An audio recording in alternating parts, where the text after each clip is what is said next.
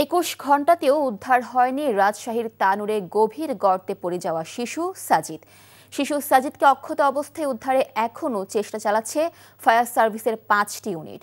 Fire service and civil ডিফেন্সের সহকারী পরিচালক দিদারুল আলম জানান, শিশুটি যে গর্তে পড়েছে তার পাশেই এক্সকেভেটরের মাধ্যমে ৪০ ফুট গভীর খনন করা হয়েছে।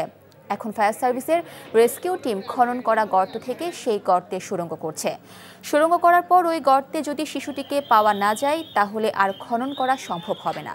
নলকূপের ভেতরে যে কোনো জায়গায় আটকে থাকার সম্ভাবনা আছে শিশুটির। এদিকে উদ্ধার তৎপরতাকে কেন্দ্র করে ফায়ার সার্ভিস, মেডিকেল টিম ও স্থানীয় প্রশাসন তদারকি করছে। গতকাল দুপুরে পরিত্যক্ত গভীর নলকূপের গর্তে পড়ে যায় ২ বছরের শিশু সাজিদ।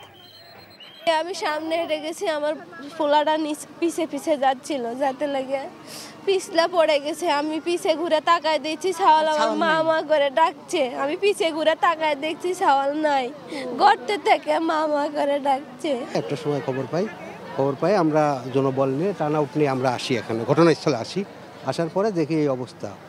গভীর একটা নলকূপে একটা ছোট বাচ্চা পড়ে গেছে, আওয়াজ শোনা যাচ্ছে আর কি।